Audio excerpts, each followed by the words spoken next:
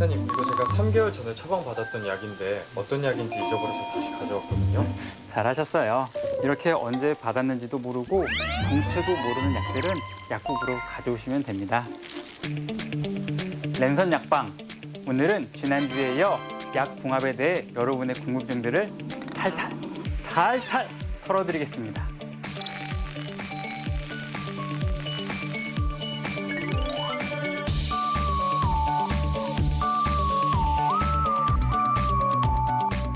약물의 상호작용이란 두 종류 이상의 약물을 적용하는 경우 그 주된 목적과 다르게 한 약물이 다른 약물에 영향을 미치게 되어 약물의 작용이 변하거나 부작용이 발생하게 되는 경우를 말하는데요.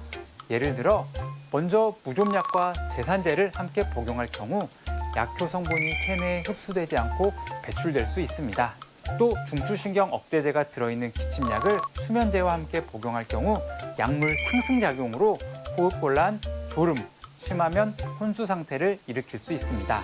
그리고 병원에서 이렇게 감기약을 처방받고서 목이 아프다든지 몸살 기운이 있다든지 해서 약국에서 처방전 없이 일반 의약품인 이런 소염 진통제를 추가로 구입해서 드시는 분들이 있는데요.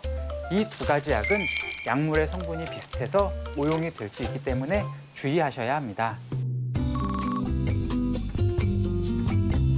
일부 항생제와 제산제가 함유된 위장약을 함께 복용할 경우 항생제의 효과가 감소될 수 있고 이뇨제를 비스테로이드성 소염 진통제와 복용하는 경우도 있는데요. 이는 나트륨 배설을 떨어뜨려 부종을 유발할 수 있으므로 병용하는 경우 이뇨제의 이뇨 효과가 떨어질 수 있습니다. 경구용 피임약과 항생제는 피임 효과를 떨어뜨리고요. 당뇨약도 혈당의 상승을 주는 약과 반대로 저혈당을 일으킬 수 있는 약들이 있으니 반드시 진료를 받을 때 의사나 약사에게 현재 복용 중인 당뇨약에 대해 미리 알리셔야 합니다.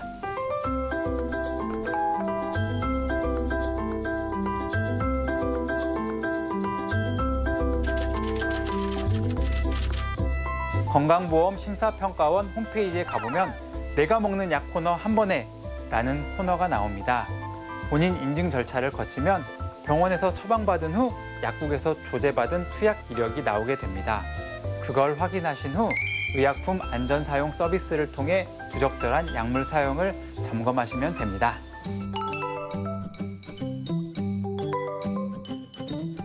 깜빡했을 경우 의약품 식별 검색 사이트를 이용하는 방법이 있습니다. 약의 체형, 색, 식별 문자와 분할선 등을 입력해 찾는 방법인데요. 약은 시간이 지나면서 변할 수 있고 일반 환자분들은 익숙하지 않은 방법이기 때문에 조제받은 약국에 그냥 문의하시는 방법이 제일 좋을 것 같습니다.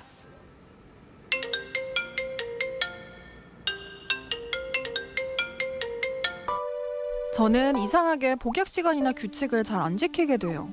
깜빡하고 아예 빼먹는 경우도 많고 기억을 하면 효과를 높이려고 2봉지씩 먹기도 해요. 아침 약은 잘 챙겨 먹으면서 이상하게 저녁 약은 거르게 되는 경우도 많은데요. 약 먹는 시간 놓쳤을 때 아예 건너뛰는 게 좋을까요? 아니면 늦게라도 먹는 게 좋을까요?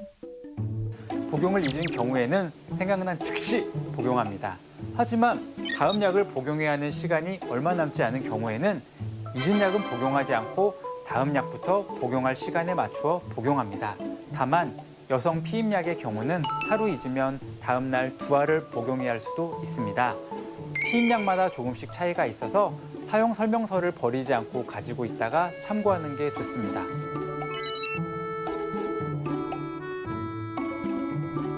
갑상선 호르몬제처럼 공복에 복용해야 흡수가 잘 되는 약을 깜빡 잊었다가 복용할 때는 위장이 비는 식후 2시간 또는 식전 1시간에 맞춰 복용하는 게 좋습니다.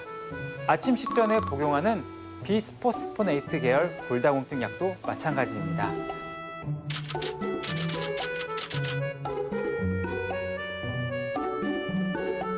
약을 먹었는지 안 먹었는지 기억조차 나지 않을 경우일 때는 어떻게 해야 할까요? 기억이 잘 나지 않는다고 해서 무턱대고 알약을 또 삼키면 2배로 복용하게 되어 부작용 문제가 생길 수 있습니다. 기억이 확실치 않을 때는 일단 건너뛰는 게 안전합니다. 저 같은 경우에는 스마트폰 알람 기능을 이용합니다. 미리 저장해두고 알람이 울릴 때 복용하면 되는 거죠. 저희 아이들 영양제나 부모님 혈압약 같은 경우에는 이렇게 아까 말씀드린 포켓 캘린더에 한 포, 두 포씩 꽂아서 이용하거나 요일이 표시된 알약 케이스에 넣어 잊지 않게 복용하고 있습니다.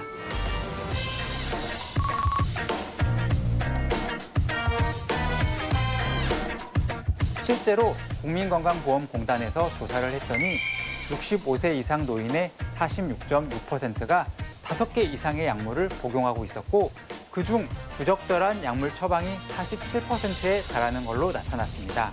그래서 국민건강보험공단에서 이런 여러 가지 약물 복용과 부적절한 처방에 대한 해결책을 찾기 위해서 지난해부터 올바른 약물 이용 지원 시범 사업을 실시했습니다.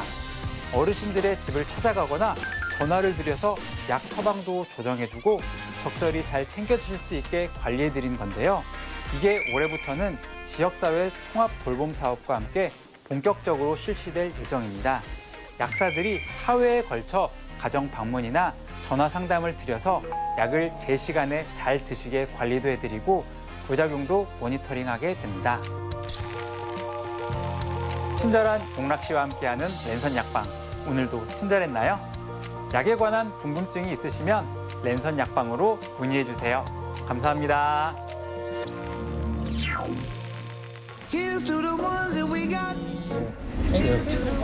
사일분 확인해 주시고요. 뭐 기침이랑 좀 하시나 봐요. 예. 오늘 뭐 코 때문에 오늘 점심약이 아침 저녁이랑 좀 다르게 들어가니까요. 점심약만 조금 지분해 주시고요. 예. 한 포 드실 때마다 기침 시럽 한 포씩 같이 복용해 주세요. 졸릴 수도 있으니까 예. 이거 한번 확인해 주세요.